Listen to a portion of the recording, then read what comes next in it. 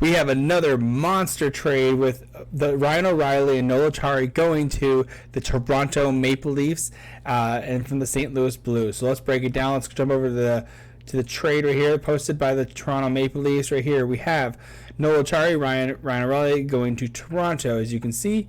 And then St. Louis receives Mikhail Abramoff, Adam Gaudette, AHL player, Toronto's first-round pick in 2023, Ottawa's third-round pick in 2023, which they got from the Matt Murray trade, and Toronto's second-round pick in 2024. They did actually have a three-way team. This was a three-way trade. It was the 12th three-way trade in history.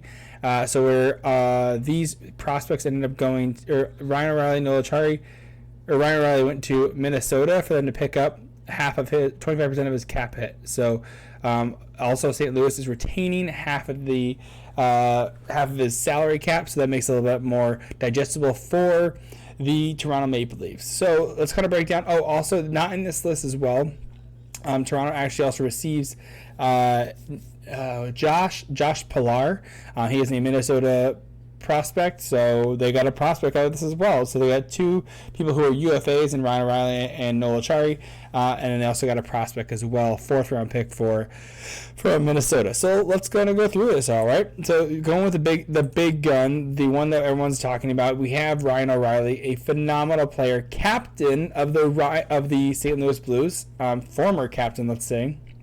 And born in Toronto. So he's getting to play born in Ontario, so Toronto, basically. I'm going to get so much hate for that. I'm so excited. Anyways, so you can see that, the half of this, so he had a $7.5 million cap.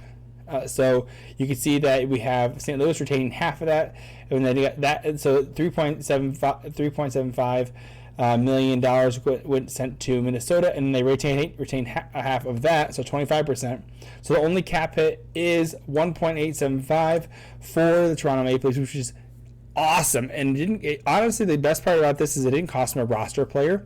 And what's huge about that is because it's saying that Kyle Dubas, the GM of the Toronto Maple Leafs, is confident in the players, and he just wants to add and have those as extra players in the background. So if you look at the UFA list, they have a ton of UFAs coming up, but that is something for later to talk about. So this is a great pick. Let's jump over to his his stats and everything. Ryan O'Reilly.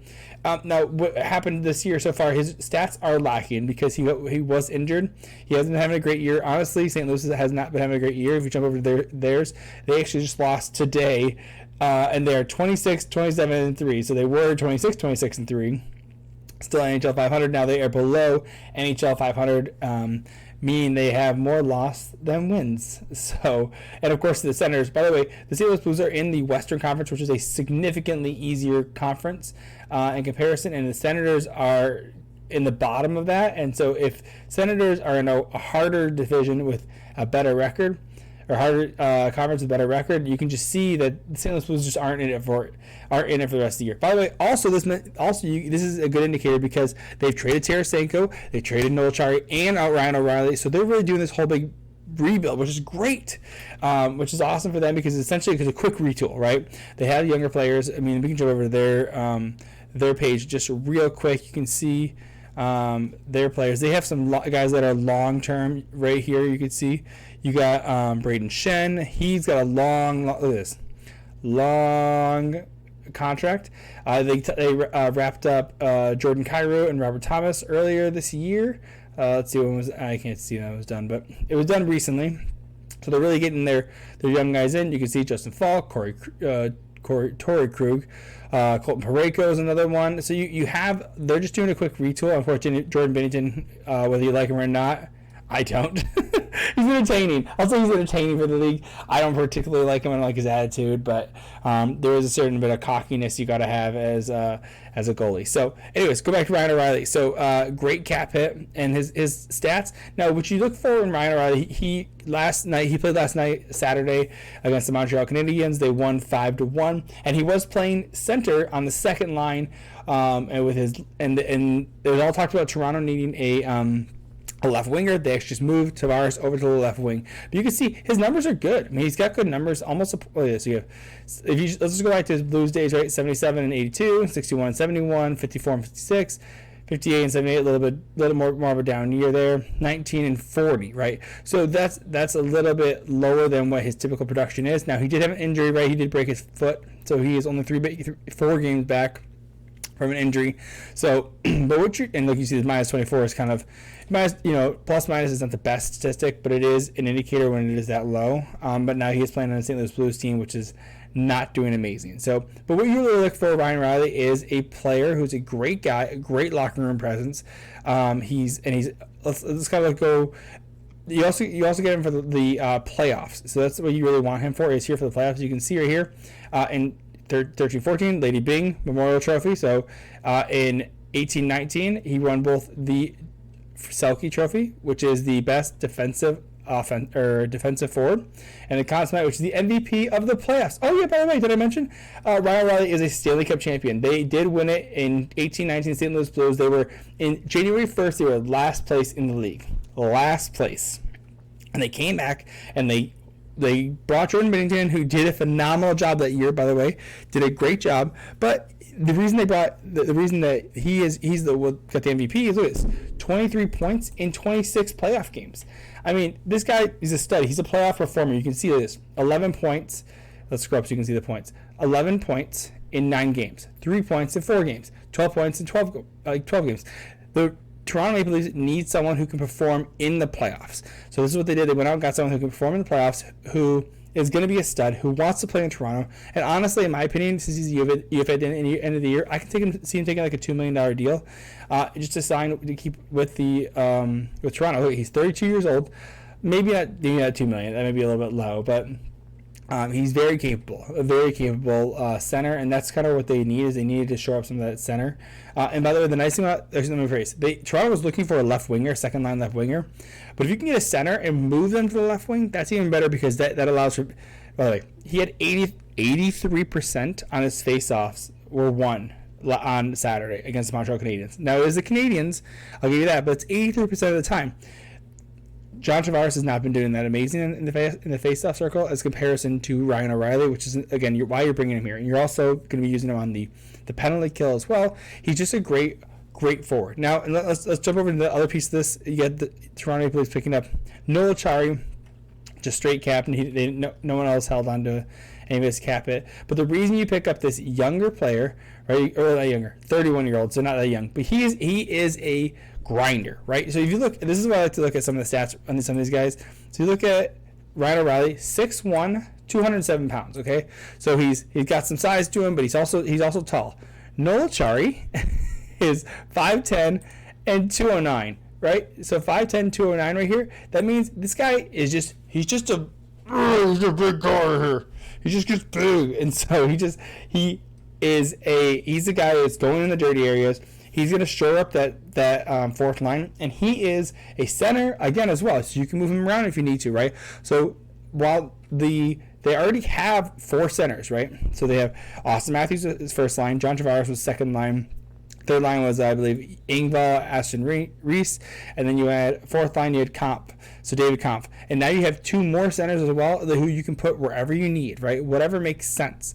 So this is the cool part about this trade. And so, again, you're not getting him. You can see right down here, you're not getting him for the points. I mean, although the points are nice, 18 points in 54 games.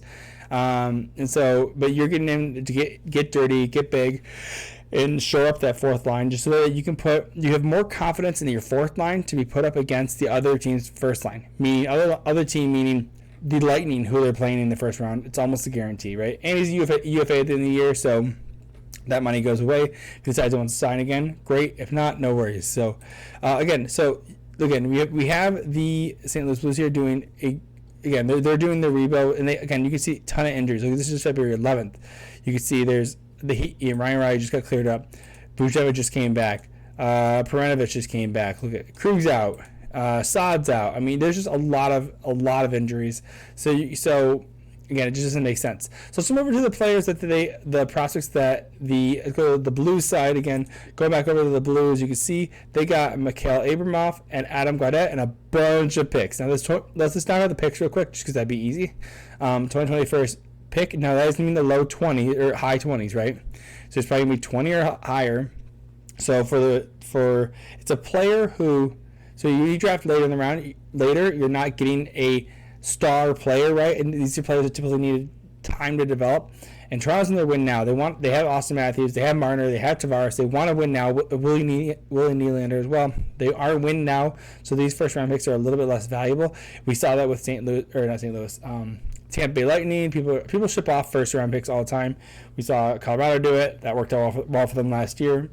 And so Ottawa, and talking about Ottawa's third round pick, that was thrown in there as well, and a second round pick in 2024. Again, Kyle Dubas, it might not even be here in 2024. It might not be here after this year actually as well. So honestly, these picks don't matter as much. It's also a second round pick, which is less likely, of course, to be getting a player that's going to be substantial and a big mover and shaker, as where you can get Ryan O'Reilly now and Noel Acciari, who are going to be movers and shakers. So let's jump over to and then as well, we'll talk about Minnesota. Minnesota, they just offloaded a contract to the Toronto Maple Leafs, their prospect, who is, we're not going to be going over, but his name's Josh Pilar. He's been doing well in the WHL, and Toronto Maple Leafs have seen a bunch of him because he was playing with the Glad Blades, I think it was. Anyways, so they're more familiar with him. I think he's like a point per game in the WHL, which is good for them. And so just Toronto gets another prospect, which is great. So, and again, Minnesota is receiving that 4th round pick in 2025, just for holding on to 25% of the of Ryan O'Reilly's salary and cap hit. So let's do Mikhail Abramov. All right, so this is a prospect coming up. So drafted 4th round by the Leafs. He's doing okay. He's with the Marlies. You can see he's 28 points in 66 games. That was last year. 16 points in 34 games. So he's doing fine. He did now got moved to the Springfield Thunderbirds for the St. Louis Blues. So he's fine. I mean, nothing too crazy. It was a pick that I believe will be an RFA. Okay, so it'll be an RFA next year. So that would be good. It's upcoming year. So. Next year he'll be an RFA, so that means that the St. Louis will still have control on whether they want to keep him or not. So, he looks all right. 5'11", 170 pounds, so not really a dynamite prospect. I mean, I know they were talking about moving Matthew Nyes. It was a big one that was talked about being moved, and Toronto did end up getting to keep their biggest prospect, right?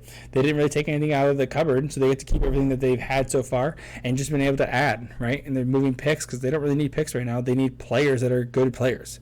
So, again, not a big piece in my opinion, but it's something that either Toronto wanted to get rid of or St. Louis found some value in it. So, let them have him. So, then moving on to Adam Gaudette. Adam Gaudette has moved around a lot in the NHL. He's 26 years old still, and actually he'll be an RFA at the end of this year. So that means that the St. Louis Blues is a restricted free agent, by the way, if you're unfamiliar. So he will be available to re-sign and have his rights under the St. Louis Blues. And Adam Gaudette was signed with the Toronto Maple Leafs, but has been playing with the Marlies majority of their season. Doing well, by the way, 34 points in 40 games. He has bounced around a lot. As you can see, you have Vancouver, he got sent down. Vancouver again getting sent down over here. Vancouver, Blackhawks, Senators. I mean, he's a fringe NHL, AHL player, so I'm happy for him that he gets another opportunity with another team. But again, it's an AHL team, right? AHL player where you're not having to worry about if this is going to change the whole dynamic of the roster. It's a person who's not even on your roster. He's only making $750,000, so no skin off your back. Let him take the AHL player, right? We saw this as well when they were picking up AHL players with Red Wings last year when they picked up Luke Wachowski in the Leddy trade. So let him have the AHL player. Again, no skin off their back, off the Toronto's back. So I think this is great. I think it's going to be a great trade. I am so excited for Toronto. I'm so excited for the Blues and their real retool. They're able to just get some assets and be able to just play with them a little bit, right? And be able to just retool on the fly, right? Now another reason, let's jump over real quick. I want to check out one more thing, just so everyone could see this real quick. And going over the Blues, actually wrong page, go here. Here we go. This is what I really wanted to outline. So you can see in a year, by the way, St. Louis Blues were in the playoffs last year. They made it to the second round, I think. Maybe? No, they made it to the first round. They went to the first round because they lost to Minnesota. They didn't make it far, clearly. You can see in a year that they are just retooling real quick. This is annoying. In a year that they're retooling, right, you can see they have their own first-round pick, right here. They also picked up the Rangers' first-round pick in the Tarasenko trade. So they're either Ranger or Dallas pick. So they get another first round pick. And they also got the Leafs first round pick. So this is they're doing a real quick on the fly retool, getting some picks and prospects, restocking the cupboards, and hopefully, and this we already know this is going to be a stacked draft this year. Honestly, people are going to be wanting second round picks as well and third round picks because this is a 2023. What I've been hearing is that the 2023 second round is better than the 2024 first round. So just give you an idea of the value of these picks. So the fact that St. Louis has 3 of those picks, I mean, and they're looking to move Buchnevich as well, or Barbashev, maybe Barbashev. Barbashev. Yep, they're looking to move Barbashev as well. So, and they're probably going to ask for another first, even not a second. So they're just taking all these UFAs. I mean, look, they can actually move any of these. They can move Pitlick. They can move. I mean, they're probably not going to move any of these guys. They're not really movers or shakers, right? But they want to move Stanley Blahos again. They could do that. Ivan Barbashev. They can move him. Scrolling down, and no defenseman really. They're going to want to keep probably Tyler Tucker, Callie Rosen maybe. You know, but overall, like they have these players that they can move. And so they're just going to, again, restock on the fly, which is exciting for them. So I'm really excited for the Blues to be able to just kind of go on the fly, kind of just get it done real quickly. And so I'm excited for Toronto. I think Toronto has the opportunity to get out of the second round, out of the first round. I really do. They are going against the Lightning, who are clearly, they've been to the Stanley Cup Finals 3 times in the last 3 years. They've won 2 of them in 2020 and 2021. And so I don't see why. I mean, this is going to be a close race. But the thing is that the reason that Toronto picked O'Reilly is because they knew he was a good player, good, smart player as well. And they picked up Acciari so that they knew that guy could go against the top line of Stamkos, of Kucherov, against the previous Stanley Cup, Stanley Cup Finals competitor of the Tampa Bay Lightning. So, anyways, let me know what your thoughts are. Let me hit like, subscribe, and let me know what else you want to hear me talk about. So, fire it up. Love you.